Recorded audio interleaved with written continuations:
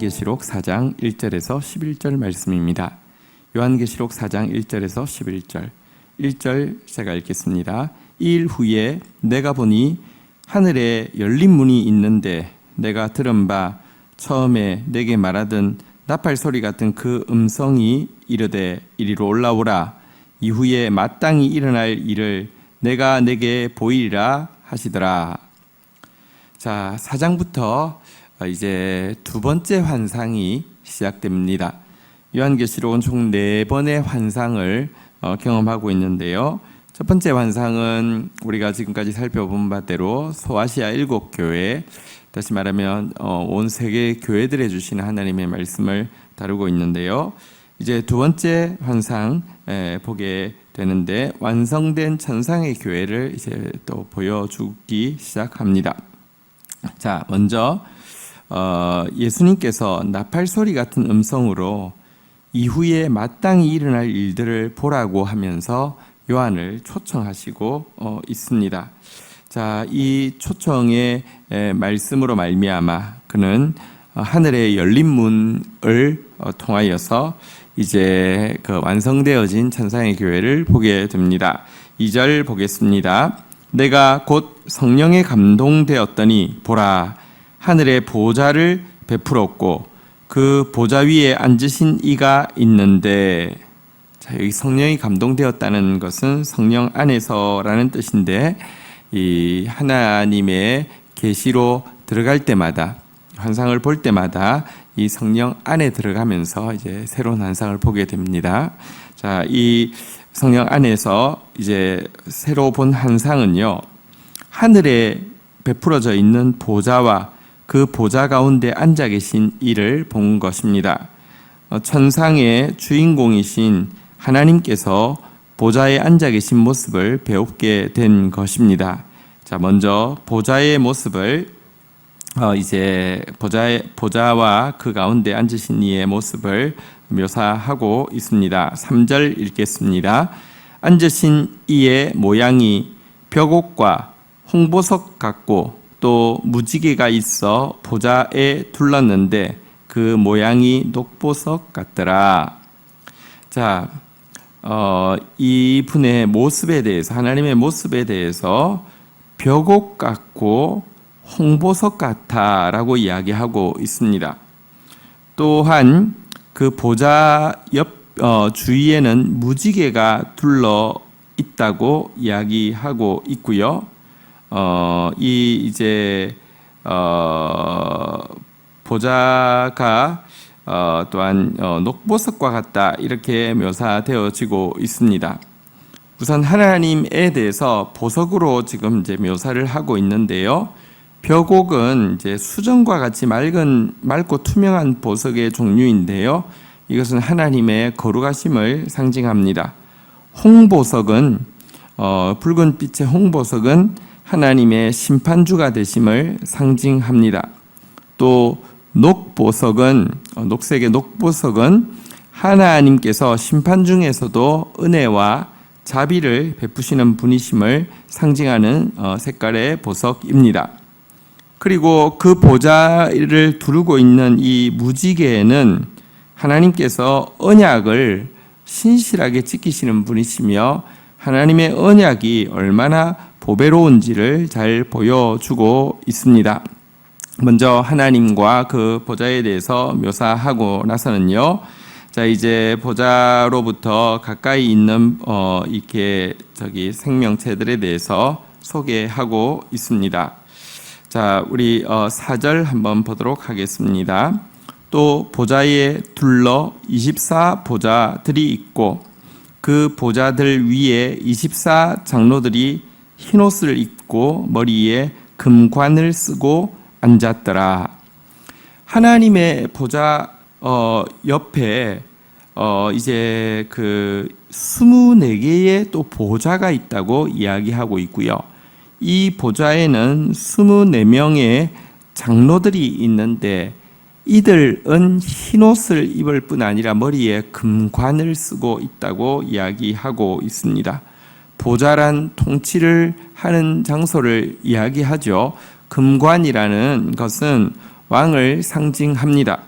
여기서 먼저 24장로라는 것은 구약의 12지파의 족장과 신약의 12사도를 상징하는 이 12 더하기 12를 의미해서 신구약에 있는 모든 참된 교회를 이야기합니다. 신구약에 있는 모든 참된 성도를 이야기합니다. 성도는 하나님과 함께 왕노릇할 자라고 성경이 이야기하고 있는데요. 이것이 요한이 계시를 통하여서 본 천상의 모습입니다. 우리가 왜 이 땅에서 환난 가운데서도 인내하고 연단을 이루어야 하는 줄 아십니까? 하나님과 함께 장차 다스릴 하나님의 상속자가 될 것이기 때문에 그렇습니다. 5절 보겠습니다. 보좌로부터 번개와 음성과 우레소리가 나고 보좌 앞에 켠 등불 7이 있으니 이는 하나님의 7영이라.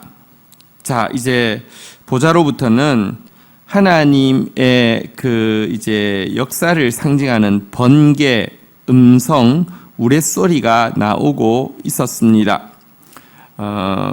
하나님의 윗부분에서는 하나님의 모습을 이제 거룩하심과 심판주 되심과 은혜와 자비를 베푸시는 분임을 상징했다고 하면, 여기에 나타나는 번개, 음성, 우레소리는 하나님께서 이제 지금도 말씀을 통하여서 힘있게 일하고 계심을 상징하는데요. 자, 그 보좌 앞에 하나님의 7영이 등불처럼 켜져 있었다라고 또 묘사하고 있습니다. 하나님께서는 또 여기 7영은 성령, 하나님을 깊은 곳까지 완전하게 통달하신 성령을 상징하죠. 성령과 함께 동사하심을, 삼위 하나님께서 함께 일하심을 잘 보여주는 모습이라고 할 수 있습니다. 자, 6절 한번 보도록 하겠습니다. 보좌 앞에 수정과 같은 유리바다가 있고 보좌 가운데와 보좌 위 주위에 네 생물이 있는데 눈 앞 뒤에 눈들이 가득하더라. 자, 근데 이 보좌에서 앞에는 수정과 같은 유리바다가 있다라고 이야기하고 있습니다. 그리고 보좌 가운데와 주위에는 또 네 생물이 호위를 하고 있다라고 이야기하고 있고요. 이 네 생물은 앞뒤에 눈들이 가득하다, 이렇게 묘사를 하고 있습니다. 자, 이것은 이제 하나님을 호위하고 있는 네 천사인 그룹 천사에 대한 묘사가 되겠습니다. 그런데 먼저 이 보좌 앞에 있는 수정과 같은 유리바다를 먼저 좀 생각하도록 하겠습니다. 수정과 같은 유리바다에 대해서는 성경에 여러 차례 나오고 있는데요. 사실은 이 천상의 모든 생명체들이 하나님의 보좌 앞에 있기는 하지만 하나님 계신 곳과 그들의 자리에는 수정과 같은 유리바다가 있어서 이렇게 차이를 두고 있음을 보여줍니다. 이것은 보좌에 계신 이와 아무리 가까이 있는 존재라 할지라도 본질적으로는 하나님과 차별되어짐을 보여주고요.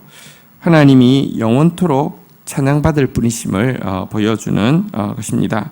하나님이 하나님 되실 때에만, 그리고 우리가 피조물의 자리를 지킬 때에만 우리는 행복할 수도 있고요. 우리는 우리의 사명을, 또 우리의 이 하나님께서 주신 영광스러운 신분을 향유할 수 있음을 보여줍니다.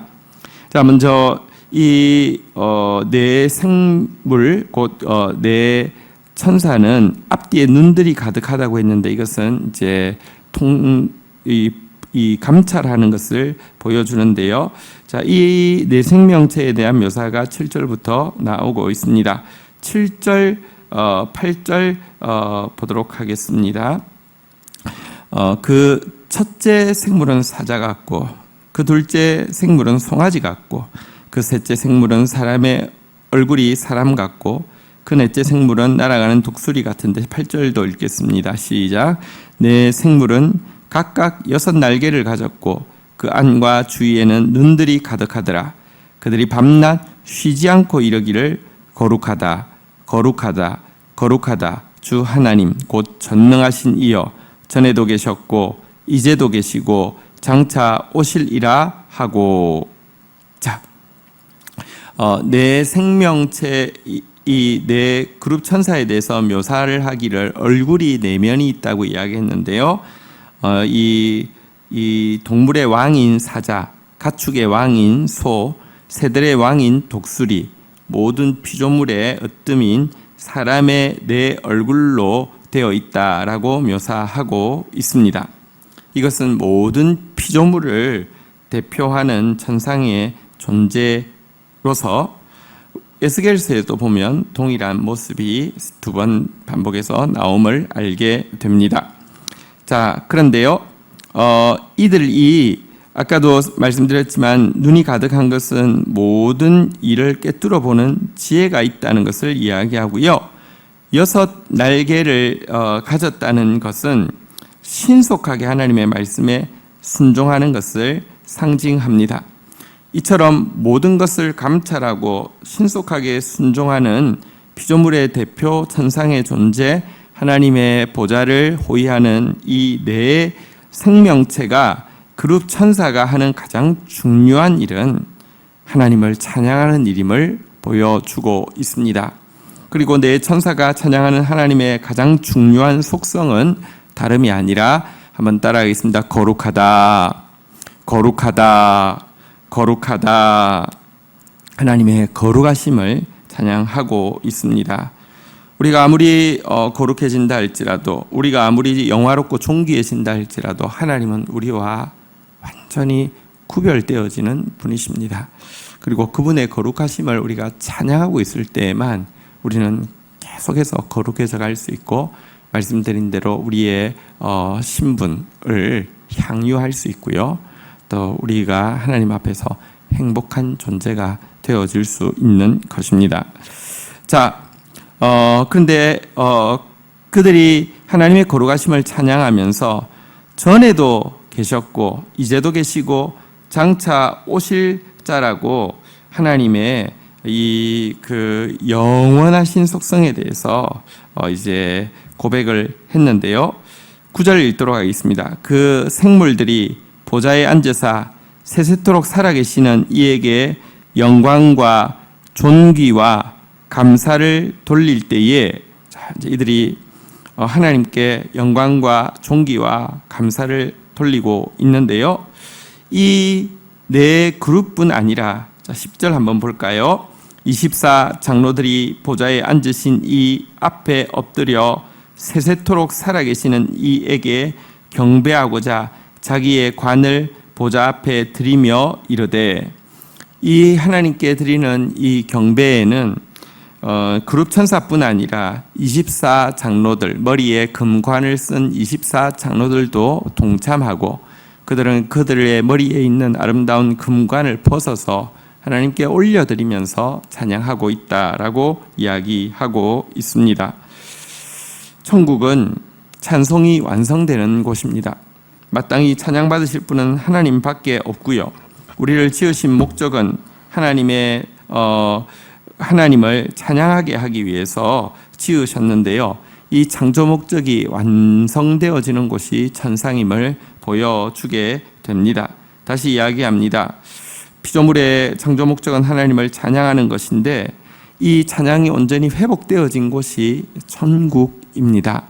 그리고 하나님을 온전히 찬양하는 자들은 하나님께서 예비하신 온전한 행복을 누릴 수 있습니다. 11절 마지막으로 보도록 하겠습니다.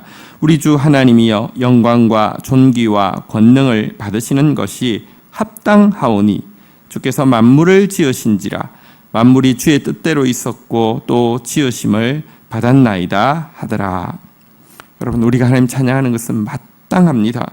하나님께 영광과 하나님께 존귀와 하나님께 권능과 하나님께 감사를 돌리는 것은 합당합니다. 하나님께서 우리를 지으셨고요. 그래서 그 사실 하나만으로도 우리는 영원토록 그분을 찬양해야 하고요. 또 하나님께서는 지으신 우리가 타락하고 망가져서 멸망할 수밖에 없었는데 구속하기까지 하셨습니다. 회복시키기까지 하셨습니다. 그분은 찬양받아 마땅한 분이십니다. 천국은 찬양이 회복된 곳입니다.